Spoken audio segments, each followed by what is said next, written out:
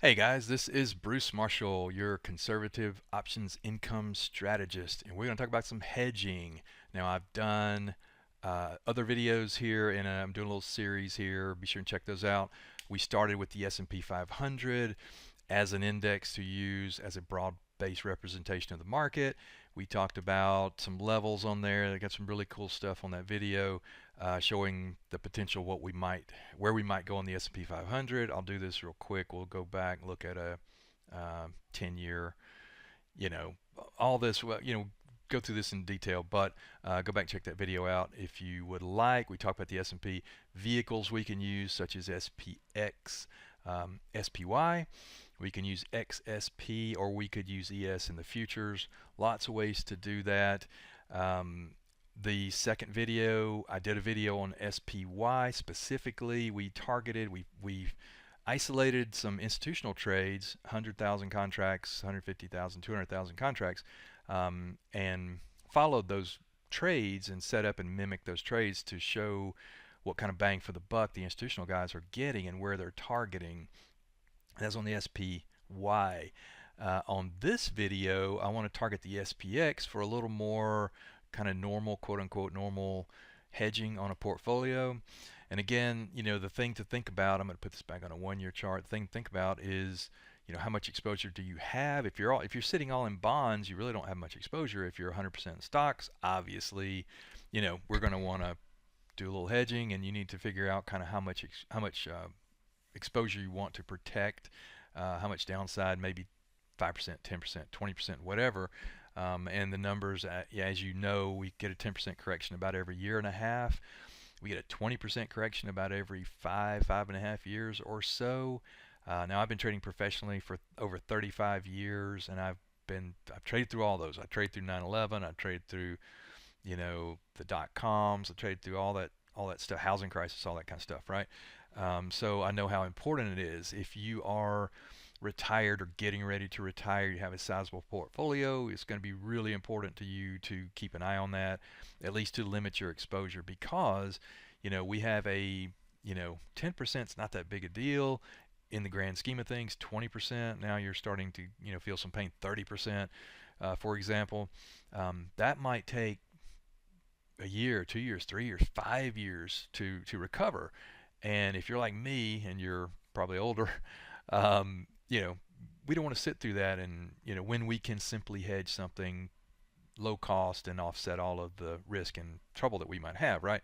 So again, go back and check out the first video and the second one with the SPY, and we will get into the SPX, and I will show you what to look at. So this is a 1-year chart here of the SPX, and if you have been watching this at all, so this is the sell-off from the tariff tantrum, as I call it, and then the rally, rip your head off, rally, rally, rally, rally, rally, and now the market can't decide what it wants to do. This is November, this is December, that is the end of 2025 and the start of 2026, January, February, right? So again, trading this kind of market is easy, and not a lot of, honestly, not a lot of real reasons to do big expensive hedging. And so here, we are chopping back and forth, back and forth, back and forth. Are we going to go up? Are we going to go down? Who knows? And how far are we going to go?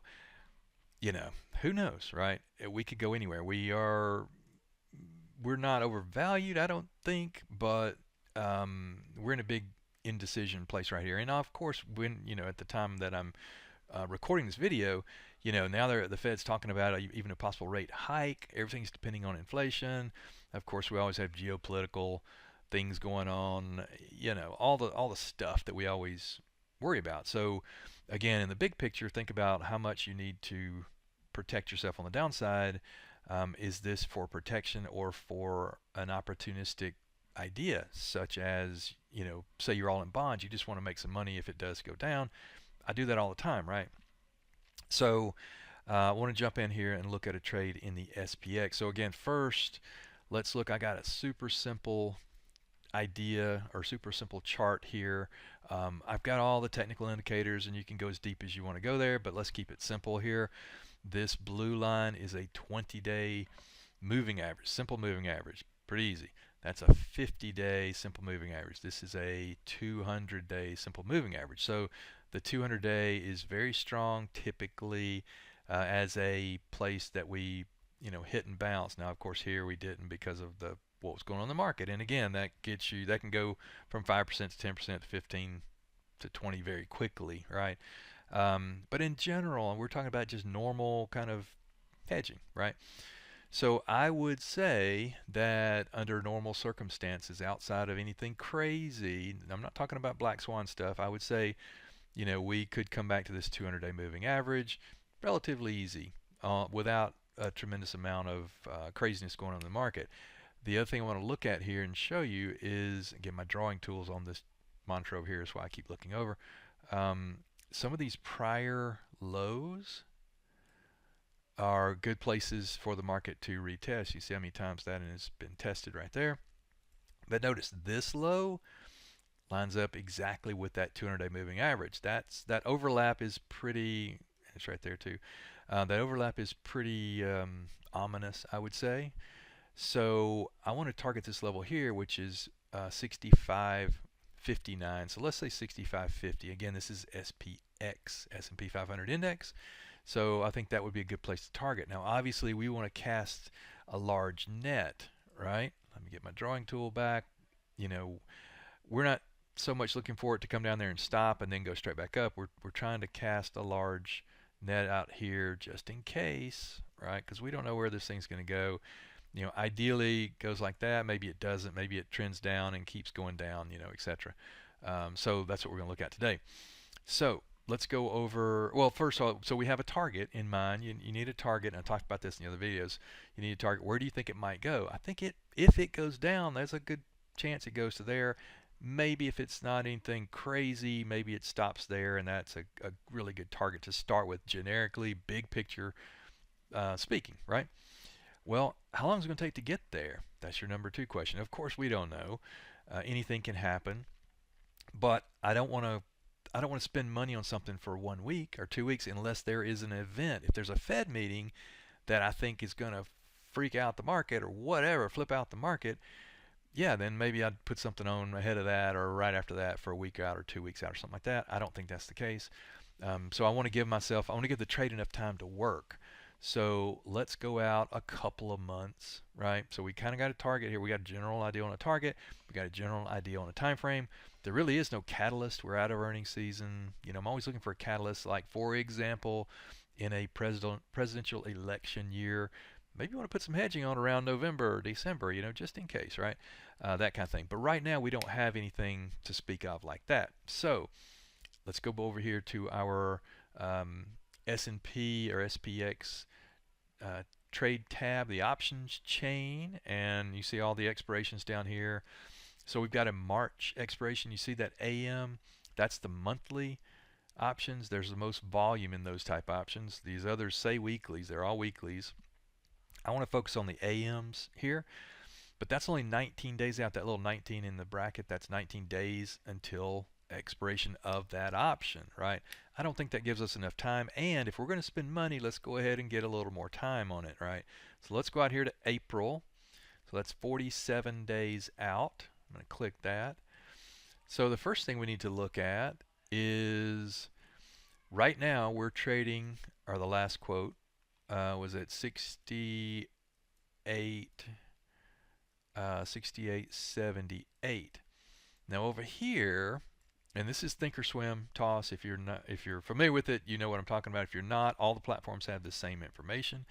It's at 415. That's the expected move. That's what the market makers have priced in as what is possible. Now you see that plus and minus. So that's 415 points up, and that's 415 points down. So if we take 6878, because we're trying to set up a hedge on the downside, we want to look on the downside, right? So 6878 from here minus 415 from here gets us 6463. Is that right? Yeah, 6463. Okay, remember I was targeting 65.50, so we're kind of in the same ballpark. That's a little bit lower, but it's still in the same ballpark. 64.63 gets us right there. So not too far, 63, about right there. So it's not too far below our target. And again, it could go up. It could go up 415, could go down 415.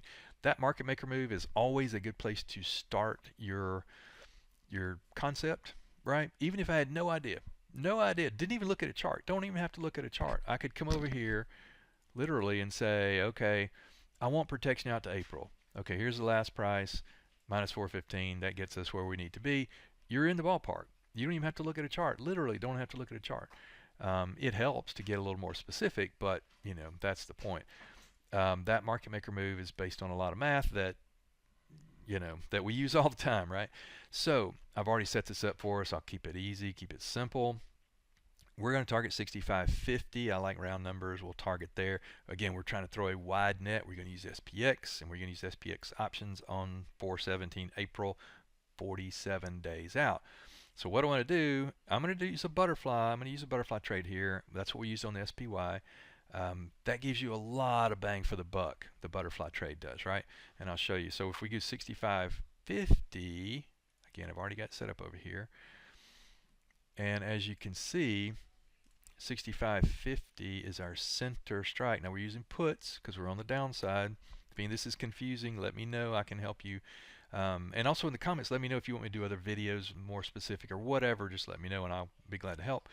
But I used 150 points up and 150 points down. So we went 6,400 on the downside right here, 65.50 in the center, 6,700 on the upside, 67, 65.50, 64, right? So this is a 300 point wide butterfly, right? From 6,400 to 6,700. So anywhere between here and here, you're going to make money, right? Now this costs you $8.10 per contract. So one contract, again, my drawing tools on this monitor, I keep looking over there. So one contract is going to cost you $810, right? 10 contracts is going to cost you $8,100, right? Again, if you're hedging your IRA or retirement account or whatever, yeah, you can dial it up or down. You can do one contract, you can do 10, you can do 100, doesn't matter.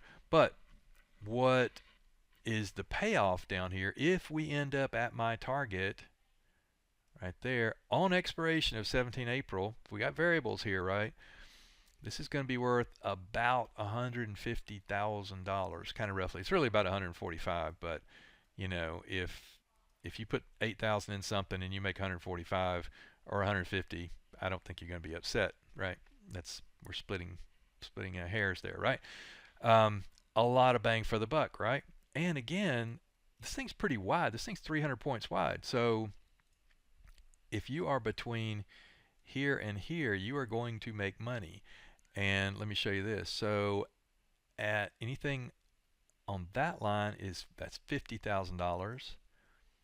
That's $100,000, and this is about 145. So if you are between that point and that point right here, you will make $50,000 at expiration. Now again, if you are only trading a $100,000 portfolio and you make 50, that's going to offset a lot of loss, and you're going to have a lot of extra money. You're going to be happy and high five and all that stuff, right? Here, if you're between here and here, you'll make 100, and up here it's actually 145. So there's again a lot of money in here for not much cost. And again, I'm just doing an example here of 10 contracts for $8,000. You can do the math and adjust that yourself.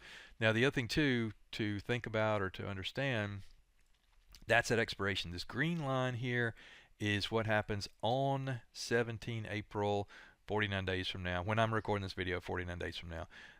If you're inside that box, that triangle, you will make money, right? The pink line, lavender, whatever, that's what's going on today. So right now, that's what's going on today. And what happens over time, this line keeps coming up, and it comes up, and it comes up, and it actually ends up overlaying over the green line on 17 April. So that's how to interpret these lines. And over here, you see 228. This is the day I'm recording this video, right? And keep this for future reference because I would love to. We'll come back in a year and see if I was right, or 6 months, whatever. Don't even have to wait that long. We wait 3 months. But 228, this is showing where the little hand there. So if we're sitting right here on, oh well, today, if we sold off from there all the way down here today, we've made $11,125 profit. At expiration on 4/17, we actually lose $8,100 because we overshot the butterfly on the downside, right?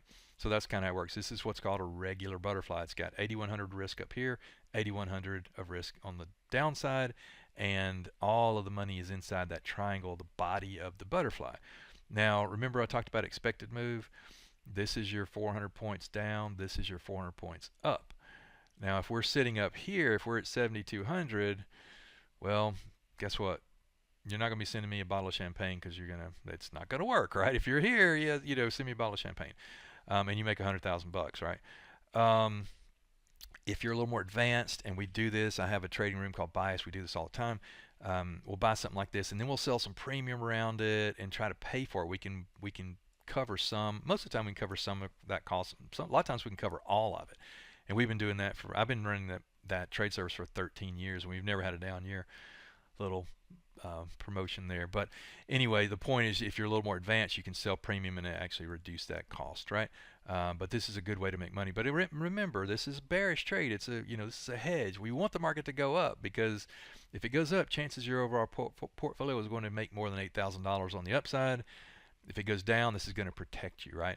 So let's take it one little baby step deeper. This is a regular butterfly. What if we make a broken wing butterfly? You might look at this and go, I don't want to spend $8,000. That's a little much. How can we reduce the cost? Well, I'm glad you asked, because if we do a broken wing like that, and all I'm doing is moving this one strike from 6,400 to 6,350. The others stay the same, right? Well, now we've created a broken wing. Guess what? Our price goes to $2.70. So 10 contracts is $2,700 for 10, right? Guess what?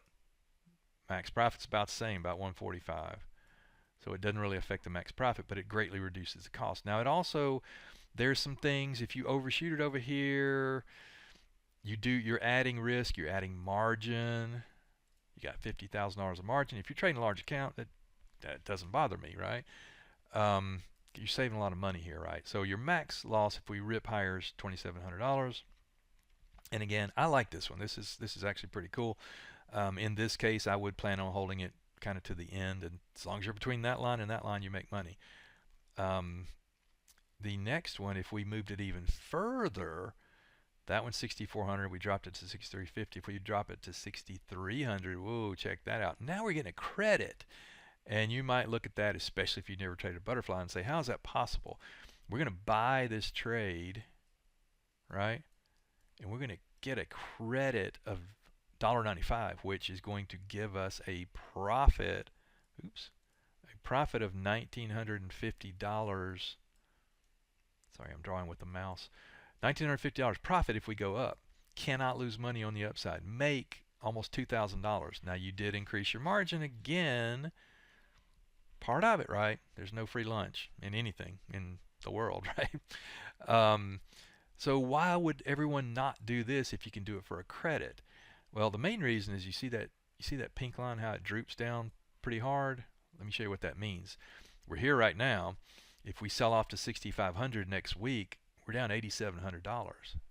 That's not good. You're gonna take a lot of heat on this trade. Be careful with that version of that. Now we can tweak this a little bit more. Let's go 63, I don't know, 15, and now it's only a 60-cent credit, but it makes this, now you're only down 6,000 instead of 8,000 or 9 or whatever. Anyway, there's a lot of tweaking that can be done with these, with these trades.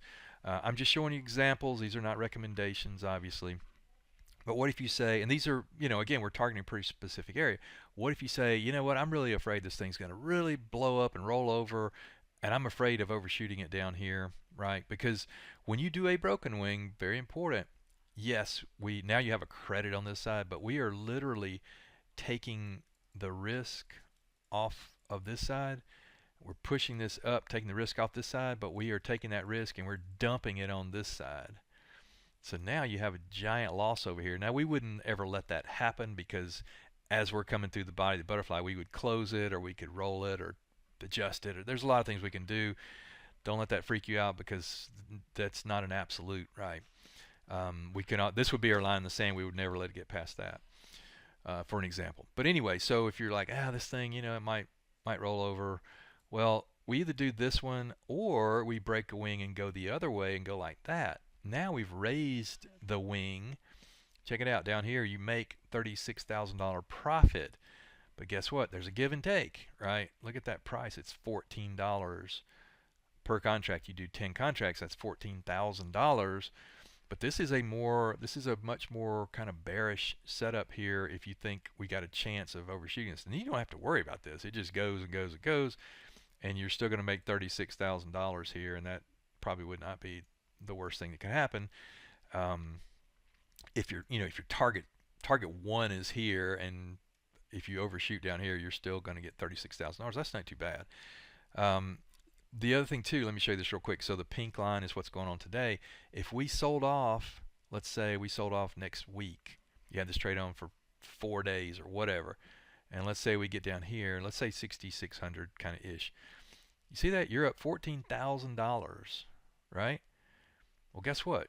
You just covered the cost, of the entire trade right there. Let's say we get down here to 7,000, right? You can take off half and cover, a big giant. You cut half of your cost off of the butterfly. There's a lot of ways to do it, right? So again, the green line is what's going to happen at expiration on 17 April. The pink line is what's going on today. And again, the regular fly, I've just shown you some different varieties of the same trade, just different varieties.